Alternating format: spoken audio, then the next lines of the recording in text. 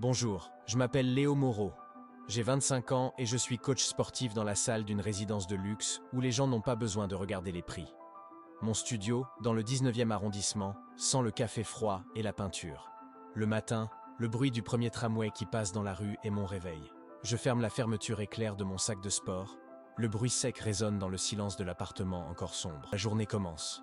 Le trajet en métro est comme traverser une frontière invisible. Je quitte le Paris des façades populaires pour celui des immeubles haussmanniens du 16e. Le wagon se vide et se remplit de visages différents, de vêtements plus chers. Ma main s'agrippe à la barre métallique froide tandis que les stations défilent, les noms devenant de plus en plus chics. Je regarde mon propre reflet dans la vitre sombre, un type en survêtement parmi les costumes et les sacs de marque. La salle de sport sent le chlore et un produit de nettoyage au citron très coûteux. Un monde de silence, seulement perturbé par le ronronnement discret des machines dernier cri et la musique lounge qui sort des enceintes invisibles. Je passe mon badge devant le lecteur, le petit bip sonore marque le début de ma journée de l'autre côté du mur. Je vais dans le vestiaire du personnel, j'enfile mon polo noir avec le logo brodé de la résidence. Ma première heure est toujours la même. Je vérifie le planning, je nettoie les machines qui n'en ont pas besoin, juste pour m'occuper les mains. Je sors mon carnet noir à spirale, usé par des mois de notes, et je le pose sur le comptoir. Les programmes de la journée y sont inscrits, des séries de chiffres et de noms. C'est mon territoire, un espace où tout est logique, où chaque mouvement a un but précis. Tout est sous contrôle. 7 heures, pile. Elle arrive, Chloé de Valois, comme chaque matin. Elle monte sur le même tapis de course, celui qui fait face à la baie vitrée donnant sur les jardins. Elle a cette posture parfaitement droite, presque rigide. Nos regards se croisent une seconde. Elle m'offre un sourire poli, presque automatique, et je hoche la tête en retour, un simple « bonjour », avant de me retourner pour ajuster les poids sur une machine. Notre rituel quotidien. Je la vois dans les grands miroirs qui recouvrent les murs. Elle court avec une détermination mécanique, ses yeux verts un peu fatigués fixés sur un point invisible à travers la vitre. Elle ne regarde jamais le jardin, elle regarde au-delà. Elle porte des vêtements de sport impeccables qui doivent coûter plus que mon loyer, mais il n'y a aucune joie dans son mouvement. Je ramasse un haltère égaré près du rack, mon regard croise son reflet pendant une seconde de trop. Un jour, un client, un homme d'affaires qui vient évacuer son stress, me lance en riant « Vous avez de la chance, vous, Léo. Pas de pression, pas de famille qui attend des résultats. » La prise sur la barre que je nettoie se resserre. Je force un sourire professionnel et réponds quelque chose de vague sur le fait que tout le monde a ses propres défis. Il ne remarque rien. Il est déjà reparti vers ses poids. Je continue de frotter le métal déjà propre. Puis, un mardi, la routine s'est brisée. Il était 7h15 et son tapis de course était vide. Elle est arrivée 20 minutes plus tard. Ses cheveux n'étaient pas attachés aussi parfaitement que d'habitude, et sa posture droite était légèrement affaissée. J'étais en train de montrer un étirement à un client quand je l'ai vue entrer. Mon geste s'est arrêté en plein milieu, l'espace d'une demi-seconde, avant que je ne reprenne contenance. Elle n'est pas allée vers les machines. Elle a traversé la salle, ses yeux me cherchant. J'ai vu ses doigts, le pouce tapotant nerveusement contre l'index. C'était un détail minuscule, presque imperceptible, mais complètement... Je termine ma phrase, m'excuse auprès de mon client et me tourne vers elle, essuyant mes mains sur la petite serviette accrochée à ma taille. Elle s'est arrêtée juste devant moi, son souffle était court, sa voix était plus basse que d'habitude. « Léo, excusez-moi de vous déranger. Est-ce que vous avez une minute ?» De si près, j'ai remarqué pour la première fois une petite cicatrice blanche, presque invisible, juste au-dessus de son sourcil gauche. Elle a dû voir mon hésitation. D'un geste de la tête, je lui ai indiqué un coin plus tranquille, près de la fontaine à eau, loin des oreilles indiscrètes. Elle m'a suivi sans un mot. Elle n'a pas tourné autour du pot. Elle a pris une inspiration, a regardé par-dessus mon épaule comme pour s'assurer que personne n'écoutait. Puis, ses yeux verts se sont ancrés dans les miens. C'est une question étrange, folle même, mais pouvez-vous faire semblant d'être mon petit ami ? Je suis resté là, ma bouteille d'eau à la main, l'oubliant complètement. Le son des tapis de course derrière elle semblait soudain très lointain, un bruit de fond sans importance. J'ai dévissé le bouchon de ma bouteille, juste pour avoir quelque chose à faire de mes mains. Je n'ai rien bu. J'avais besoin de comprendre. Pas ici. J'ai entendu ma propre voix, plus calme que je ne le pensais, lui répondre. Après mon service. On peut se retrouver quelque part.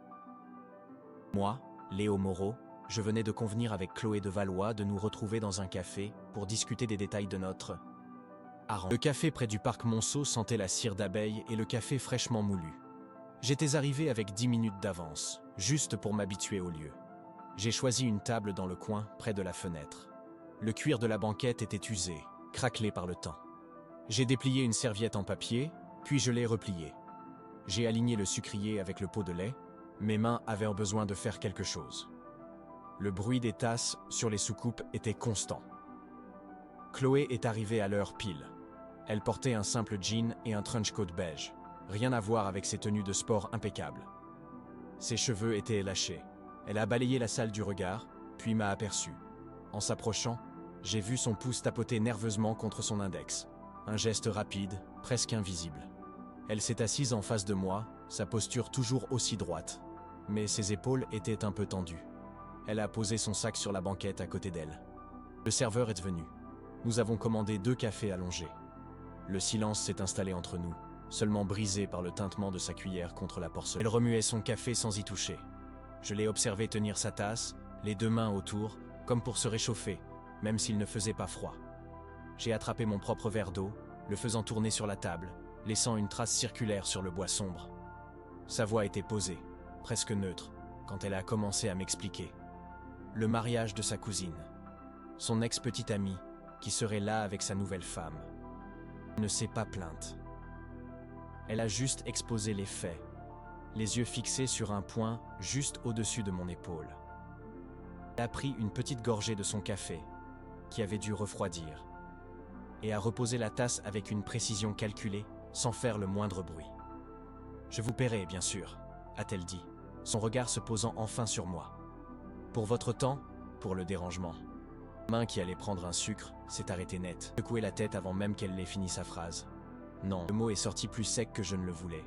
J'ai pris ma cuillère et j'ai remué mon café une nouvelle fois. Un geste complètement inutile. Pas question. Elle m'a regardé, surprise. Sa tête s'est légèrement inclinée sur le côté. Ce geste que je ne lui connaissais pas. Alors pourquoi ? J'ai haussé les épaules, cherchant une réponse qui ait du sens. Je n'en avais pas. J'ai regardé par la fenêtre, les gens qui passaient sur le trottoir. Je ne sais pas, ai-je finalement dit en la regardant de nouveau. Un défi peut-être, pour changer de la routine. Mes doigts ont tapoté le bord de la table. J'ai sorti mon carnet noir à spirale de la poche de ma veste. L'objet m'a semblé familier, rassurant, entre mes mains. Je l'ai posé sur la table et j'ai pris un stylo. Bon, si on fait ça, il faut que ce soit crédible. On a besoin de détails. Ses yeux ont suivi le mouvement de mon stylo alors que j'ouvrais le carnet à une page vierge. Le bruit du papier a rempli le silence. Pour moi, c'était un plan d'entraînement. Nous avons commencé à construire notre histoire. Je posais des questions courtes, factuelles. Notre rencontre ? Elle a réfléchi une seconde, le bout de son doigt traçant le bord de sa tasse. À la salle, tu m'aurais aidé après une petite entorse à la cheville. J'ai hoché la tête, appréciant la simplicité. J'ai noté « entorse cheville », tapis 4 sur la page, le bruit de la bille du stylo grattant le papier. Et concret. C'était gérable. Une semaine plus tard, même café, même table. La routine s'installait. Il n'y avait plus cette gêne du début. Elle portait une écharpe en soie verte. J'ai remarqué que la couleur faisait ressortir ses yeux. J'ai rapidement baissé le regard vers mon carnet, l'ouvrant sur la page de notre projet. J'ai fait semblant de relire mes notes, même si je les connaissais par cœur. Elle a commandé un thé à la menthe cette fois-ci, pas un café. Le sujet du jour, notre premier rendez-vous. Une promenade au jardin des Tuileries, a-t-elle suggéré, avec un petit sourire qui n'atteignait pas ses yeux. J'ai secoué la tête. Trop cliché. J'ai tapoté mon stylo contre la table. Il y a un petit cinéma dans le Marais qui passe des vieux films. Personne n'y va. Pour la première fois, elle a vraiment ri. Un son clair, inattendu. J'ai arrêté d'écrire, le stylo suspendu au-dessus du papier. Lors de notre 3e rencontre, elle m'a parlé de son travail. Une toile du XVIIIe siècle qu'elle devait authentifier pour une vente aux enchères. En décrivant les pigments, les coups de pinceau, la fatigue habituelle dans ses yeux a disparu. Elle a utilisé ses mains pour mimer la forme d'un cadre, ses doigts longs et fins dessinant dans l'air. Je n'ai rien dit, me contentant de faire tourner mon stylo entre mon pouce et mon index, et m'a demandé ce que je faisais en dehors de la salle. J'ai hésité et regardé mes mains posées sur la table, les petites cicatrices sur mes jointures. « Je bricole », j'ai répondu. « Je récupère de vieux meubles et je les répare. » J'ai haussé les épaules, un peu gêné. C'est calme, ça m'occupe les mains, ça m'empêche de trop réfléchir. J'ai glissé mes mains sous la table, les posant sur mes genoux. Un après-midi de pluie, le café était bondé.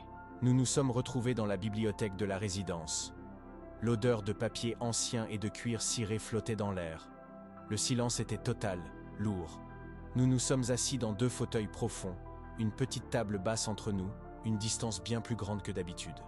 J'ai posé mon carnet sur mes genoux mais je ne l'ai pas ouvert. Le crépitement de la pluie contre les hautes fenêtres était le seul son. Elle parlait de sa famille, sans se plaindre, juste en énonçant des faits comme les dates d'une chronologie. Puis sa voix s'est éteinte. Elle s'est tournée vers la fenêtre, observant la pluie qui dessinait des sillons sur la vitre. « Parfois », a-t-elle murmuré, si bas que j'ai dû me pencher pour entendre. « J'ai l'impression que ma vie entière est une performance. » Je n'ai pas su quoi répondre. J'ai juste poussé la boîte de sablé posée sur la table un peu plus près d'elle. Le tournant a eu lieu lors de notre 5e rencontre. Nous sortions du café. Le ciel était gris, menaçant. Un coup de vent soudain s'est engouffré dans la rue. Son écharpe verte s'est envolée de son cou. D'un réflexe, j'ai tendu la main et je l'ai attrapée en plein vol, juste avant qu'elle ne tombe dans une flaque d'eau. Je me suis retourné pour la lui rendre. Nos doigts se sont effleurés quand elle l'a reprise. Elle a repris l'écharpe, mais ses doigts sont restés contre les miens 1 seconde de trop. Sous le lampadaire qui venait de s'allumer, son sourire de diplomate avait disparu. Je voyais clairement la petite cicatrice au-dessus de son sourcil. Depuis 1 mois, nos rendez-vous étaient un projet, une série de notes dans mon carnet noir. Mais alors qu'elle enroulait l'écharpe autour de son cou, ses yeux verts fixés dans les miens, j'ai compris qu'une page venait d'être tournée, et ce n'était pas moi qui l'avais écrite. Après ce soir-là, quelque chose avait changé. Le mardi suivant, au café, elle est arrivée sans son trench coat habituel, juste un pull simple. Elle n'a pas sorti son téléphone en attendant sa commande. Ses mains sont restées posées à plat sur la table, calmes. J'ai remué mon café, le tintement de la cuillère contre la porcelaine sonnant plus fort que d'habitude. L'air entre nous était devenu plus léger, moins chargé d'attente. Nos rencontres sont devenues une routine fixe, un point d'ancrage dans mes semaines. Le mardi et le vendredi, à 17h. Je reconnaissais le bruit de ses talons sur le trottoir avant même de la voir.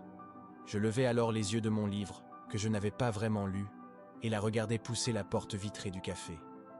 Elle avait un vrai sourire cette fois, qui atteignait ses yeux verts fatigués et les illuminait. Un jour, en traçant des cercles de condensation sur son verre d'eau glacée, elle a commencé à parler de ses parents. Pas pour se plaindre, mais pour exposer des faits, comme un historien décrivant une fresque. Elle parlait de dîners où chaque mot était pesé, de vacances où le programme était fixé des mois à l'avance. Je n'ai rien dit. J'ai juste essuyé une tache imaginaire sur la table avec ma serviette en papier. J'ai commencé à remarquer des détails que mon carnet ne pourrait jamais contenir. Le fil d'argent unique près de sa tempe gauche, visible seulement sous une certaine lumière. La façon dont elle mordillait le coin de sa lèvre inférieure quand elle cherchait. Je prenais une gorgée de mon café, déjà froid, juste pour avoir une contenance pendant que j'enregistrais ces images. Nous marchions dans le jardin du Luxembourg après un de nos rendez-vous. Un groupe d'enfants qui couraient nous a forcés à nous écarter sur le côté. Son épaule a heurté la mienne, doucement. Le contact a duré 1 seconde, peut-être 2. Aucun de nous n'a bougé pour s'éloigner. Nous avons continué à marcher, un peu plus près l'un de l'autre, le gravier crissant sous nos pas de manière synchronisée. Un après-midi, elle m'a demandé de voir le carnet. Je lui ai tendu, un peu hésitant. Elle a tourné les pages de notre histoire inventée, puis s'est arrêtée sur une page où j'avais dessiné, sans réfléchir, la forme d'une chaise que je restaurais. Elle a passé son doigt sur le croquis. « Elle est belle », a-t-elle dit. J'ai repris le carnet, le refermant un peu trop vite, sentant une chaleur monter à mes joues. Elle m'a finalement parlé de son ex. Elle a raconté leur rupture, sa voix basse et égale, comme si elle lisait un rapport. Elle pliait et dépliait méthodiquement le coin de sa serviette en papier, la transformant en un petit accordéon froissé. Je n'ai pas offert de paroles de réconfort. J'ai simplement poussé la salière d'1 centimètre vers la gauche, un geste inutile qui me donnait l'impression de faire quelque chose. Par là, en rentrant, je ne suis pas allé directement à mon appartement. J'ai marché jusqu'au quai. Le vent froid qui venait de la Seine me giflait le visage. Je me suis assis sur un banc de pierre, les mains dans les poches, et j'ai regardé les péniches passer. Le poids de son histoire s'était accroché à moi. J'ai sorti mes clés, les faisant tourner encore et encore entre mes doigts, le cliquetis métallique se perdant dans le bruit de la ville. La pluie s'est mise à tomber. Notre café habituel était bondé et bruyant. Nous avons trouvé refuge dans une petite librairie d'occasion. L'air sentait le papier vieilli et la poussière. Assis sur les marches d'un escalier en colimaçon, nos genoux se frôlaient. Le son des gouttes contre la vitrine nous isolait dans une bulle de silence. Elle m'a montré un livre avec des photos de vieux ateliers d'artisans. Elle a commencé à me poser des questions. Sur mon travail, sur les types de bois que je préférais. « Tes mains », a-t-elle dit un jour, en regardant par-dessus la table. Elles ont l'air de savoir quoi faire. J'ai instinctivement retiré mes mains de la table, les posant sur mes genoux, sous le regard des autres. J'ai senti les callosités sous mes propres doigts, soudainement conscient de chaque cicatrice. Un soir, en sortant du café, nous avons croisé un homme plus âgé en costume qui l'a salué. « Chloé, ma chère, et qui est ce jeune homme ?» Son sourire de diplomate est revenu instantanément. Elle a posé sa main sur mon bras. « Léo, mon ami. » Le regard de l'homme m'a jaugé de la tête aux pieds. J'ai senti le tissu de ma veste sous sa main et je me suis redressé. Cette rencontre m'a déstabilisé. Plus tard, alors que nous attendions nos métros respectifs, j'ai laissé échapper une phrase sur mon ancienne copine. Elle trouvait que je manquais d'ambition. Les mots sont sortis tout seuls, amers. J'ai donné un petit coup de pied dans un caillou sur le quai. Le bruit du métro qui arrivait a couvert le début de sa réponse, mais je n'avais pas envie de la lui faire répéter. Elle n'a pas insisté. La semaine suivante, elle est arrivée avec une question simple. « Tu peux me montrer une photo de ce que tu répares ?» J'ai sorti mon téléphone, un peu surpris.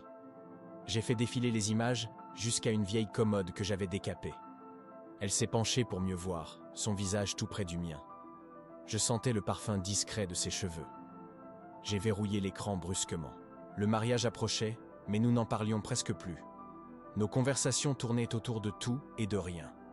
Un film qu'elle avait vu, un nouveau café dans mon quartier. Le carnet noir restait de plus en plus souvent dans mon sac. Je me suis surpris à rire, un vrai rire qui venait du fond de la gorge. J'ai regardé ma montre, réalisant que 2 heures s'étaient écoulées sans que je m'en aperçoive. Le vendredi avant le mariage, elle a posé un petit paquet sur la table. « C'est pour toi. » À l'intérieur, il y avait un carnet de croquis, relié en cuir souple. « Pour tes meubles », a-t-elle dit simplement. J'ai passé mon pouce sur la couverture. Le cuir était doux, chaud. Je n'ai pas su quoi dire. J'ai juste hoché la tête, rangeant le carnet dans la poche intérieure de ma veste, comme un objet précieux. Je l'ai raccompagné jusqu'à la grille de sa résidence. La lumière dorée de l'entrée illuminait son visage. Il y a eu un moment de flottement, un silence où tout semblait possible.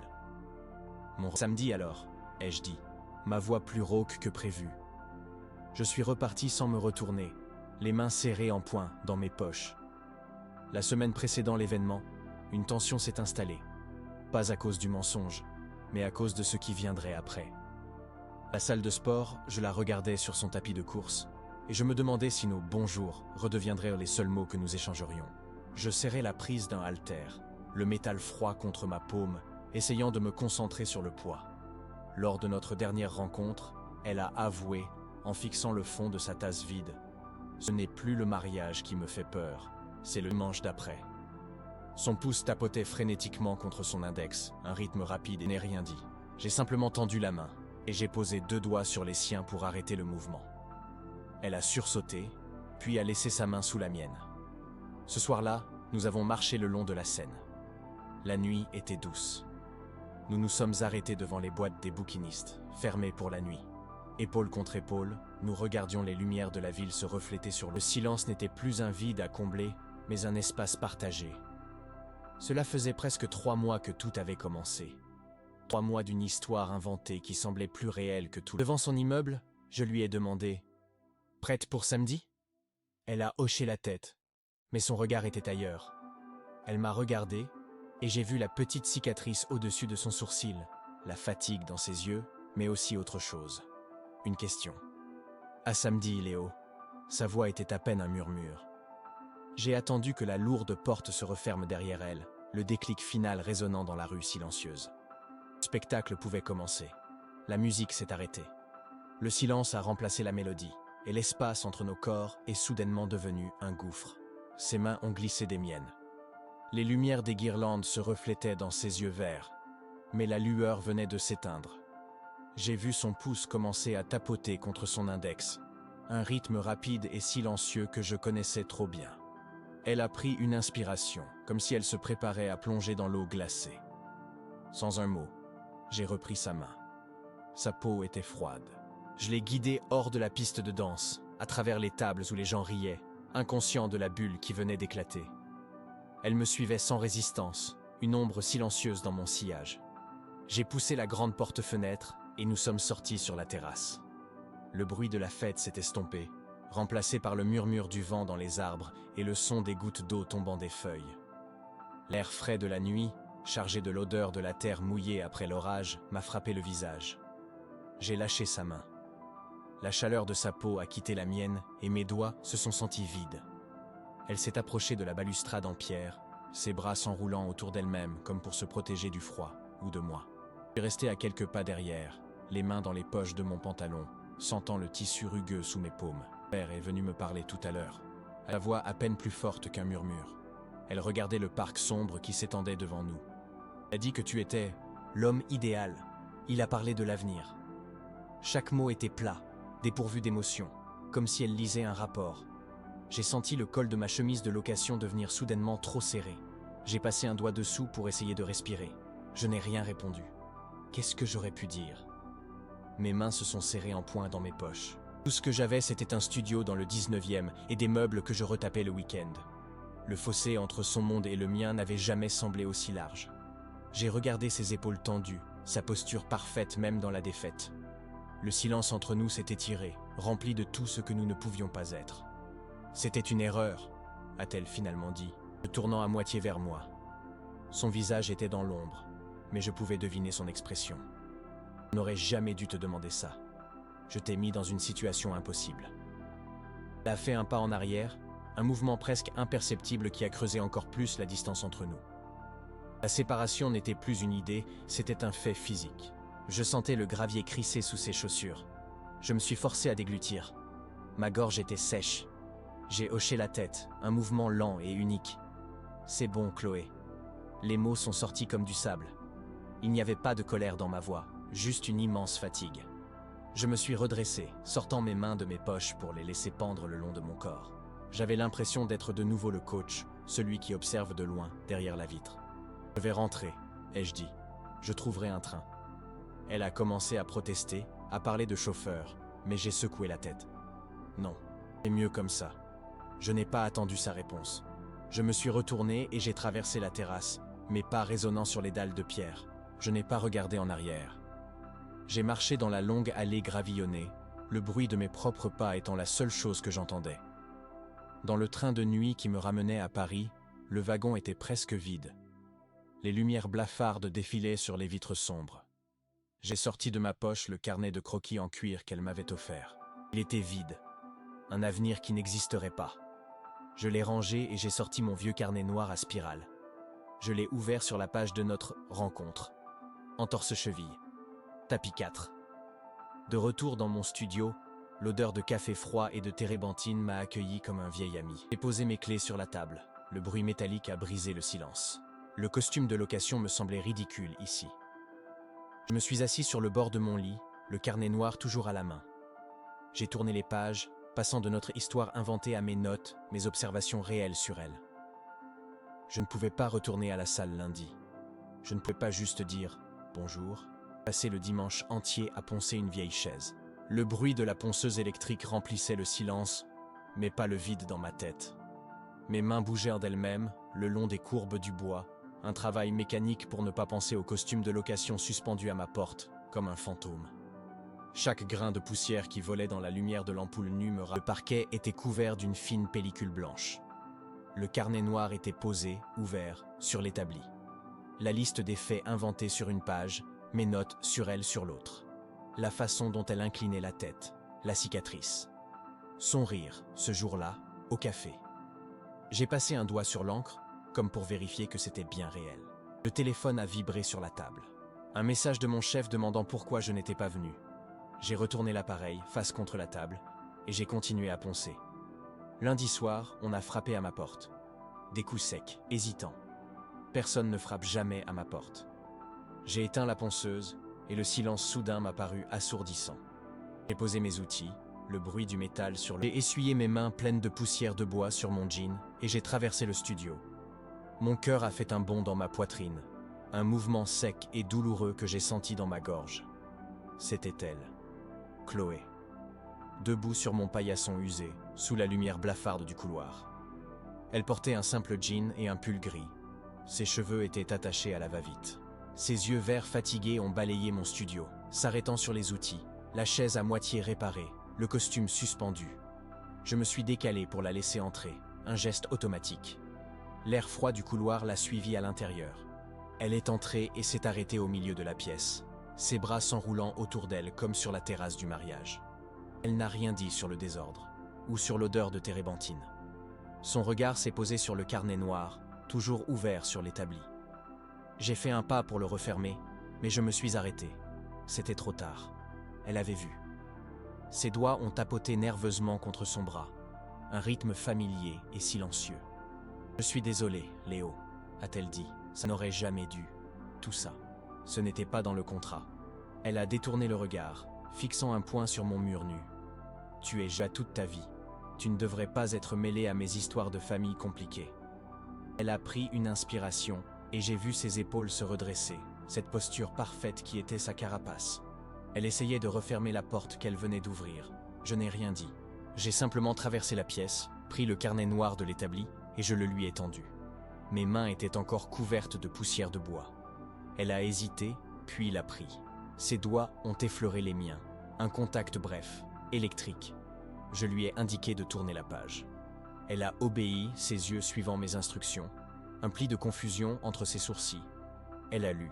Pas notre histoire inventée, l'autre. Elle a lu les notes que j'avais prises pour moi. Le fil d'argent près de sa tempe gauche. Le bruit de son rire quand j'ai parlé du vieux cinéma. Elle lit sa serviette en papier quand elle parle de son ex. Elle a levé les yeux du carnet, ses lèvres entr'ouvertes. La petite cicatrice au-dessus de son sourcil était clairement visible. Le masque de diplomate était tombé. Il ne restait que Chloé. Ses yeux se sont remplis d'eau. Une seule larme a roulé sur sa joue. Elle ne l'a pas essuyée. Sa main tenant le carnet a tremblé. J'ai tendu la mienne, non pas pour reprendre le carnet, mais pour l'empêcher de tomber. Mes doigts se sont refermés sur les siens. Ouverture usée du carnet. Nous sommes restés comme ça, au milieu de mon atelier, le silence seulement brisé par le bruit lointain d'une sirène dans la rue. « Tu peux faire semblant d'être mon petit ami ?» ai-je murmuré, reprenant ses propres mots, ceux du tout début. Son regard s'est ancré dans le mien, cherchant quelque chose. J'ai senti son pouls battre sous mes doigts. J'ai pris une inspiration, et les mots sont sortis, calmes, certains. Et si je ne faisais pas semblant ?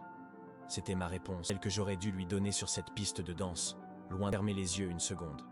Quand elle... « Alors, on a un problème », a-t-elle murmuré, sa voix à peine audible. « Parce que ma famille est déjà en train de planifier nos fiançailles. » Elle a dit ça sans peur, juste comme un fait. Un nouveau problème à résoudre. Quoi ? C'était le nôtre.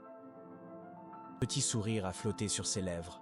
Le premier vrai sourire que je voyais depuis samedi. « Je me fiche du plan de ta famille », ai-je répondu, ma voix plus ferme. J'ai retiré doucement le carnet de ses mains et je l'ai posé, fermé, sur l'établi. Le seul plan qui m'intéresse, c'est le nôtre. On en commence un ? J'ai laissé ma main en l'air entre nous, une invitation. Je n'avais rien à lui offrir d'autre que ça. Main calleuse et un studio qui sentait le regarder ma main, puis mon visage. Hocher la tête, lentement. « D'accord », a-t-elle soufflé. Sa main est venue se poser dans la mienne. Sa peau était chaude contre la mienne. J'ai serré ses doigts, un geste simple. C'était tout. Pas de grande déclaration, pas de promesse. Juste un accord, un point de départ. Elle est restée. Assise sur la chaise que j'avais poncée, ses doigts traçant les veines du bois nu. Nous n'avons pas tout résolu, mais le carnet était refermé sur la table, et pour la première fois, l'avenir n'était plus une page blanche, mais une page que nous allions peut-être écrire ensemble, un jour à la fois. Elle a dit qu'elle appellerait son bureau demain matin pour prendre un jour de congé. Juste un, pour commencer. 6 mois ont passé depuis cette nuit-là. L'odeur de térébenthine dans mon studio est maintenant mélangée à celle de ses livres et du thé à la menthe qu'elle boit le matin. Son problème avec sa famille, nous l'avons affronté ensemble. Je l'ai regardé taper un long email à ses parents, ses doigts s'arrêtant souvent au-dessus du clavier. Je n'ai rien dit, je lui ai juste posé une tasse chaude à côté de sa main et j'ai continué à poncer une vieille étagère dans mon coin. Nos matinées ne commencent plus par un bonjour, poli à la salle de sport. J'ai quitté ce travail. Maintenant, le bruit du premier tramway est suivi par celui de la machine à café. Assise à la table que j'ai réparée, un de ses cheveux blancs argentés brillant sous la lumière de la cuisine. Elle incline la tête sur le côté en lisant un passage, et je détourne le regard vers ma tasse, un petit sourire se dessinant sur mes lèvres avant que je ne boive une gorgée. Les week-ends, on parcourt les marchés aux puces. Elle a l'œil pour dénicher les pièces abîmées mais prometteuses. Elle pose sa main sur le bois usé d'une commode et dit « Celle-ci, Léo, regarde ces lignes. » Je m'accroupis, j'examine les jointures, mes doigts traçant les imperfections. Je hoche la tête.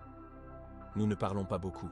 Nos mains se frôlent quand nous portons le meuble jusqu'à la voiture, un contact simple qui dit tout ce qu'il y a à dire. Il y a des jours difficiles. Un soir, je l'ai trouvée assise dans le noir, le téléphone posé loin d'elle sur la table. Je n'ai pas posé de questions. Je me suis assis par terre à côté de son fauteuil et j'ai commencé à resserrer les vis d'une petite chaise d'enfant que j'avais trouvée. Le grincement du tournevis était le seul son. Au bout d'un long moment, sa main est descendue et s'est posée sur mon épaule. Elle est restée là jusqu'à ce que j'ai fini. J'ai ouvert ma propre salle. Petite, dans le quartier. Pas de machine dernier cri ni de musique lounge. La sueur et la magnésie. Parfois, en regardant mon reflet dans le miroir en nettoyant un poids, je repense au type en survêtement dans le métro du 16e. Je frotte le métal froid avec un chiffon. Le geste est le même. Mais le regard dans le miroir n'est plus celui d'un observateur. Je suis enfin dans ma propre vie, pas à côté. Le vieux carnet noir à spirale est sur une étagère, on ne l'ouvre jamais. Sur la table basse, il y a le carnet en cuir qu'elle m'a offert. Il est rempli de croquis de meubles, de plans, et sur plusieurs pages, des dessins rapides de son visage quand elle lit, la cicatrice au-dessus de son sourcil à peine esquissée. Elle feuillette parfois les pages, son doigt s'arrêtant sur un portrait, sans rien dire. Ce soir, la pluie frappe doucement contre la fenêtre de l'atelier. Elle est assise sur le canapé, les pieds repliés sous elle, un livre ouvert sur ses genoux. Je suis à mon établi, appliquant une couche de cire sur une table restaurée. Le mouvement de ma main est lent, régulier. L'odeur de la cire d'abeille remplit la pièce. Elle lève les yeux de son livre et me regarde travailler. Nos regards se croisent à travers la pièce, un long moment de silence partagé. Elle se lève et vient vers moi. Elle pose une main sur la table finie, sa paume glissant sur le bois lisse et chaud. Se tourne vers moi, son visage à quelques centimètres du mien. Je peux voir chaque détail de ses yeux verts. Je pose ma main sur la sienne, sur le bois. La ville continue de vivre, mais ici, dans la lumière de l'atelier, nous avons commencé à construire quelque chose de solide. Une planche à la fois.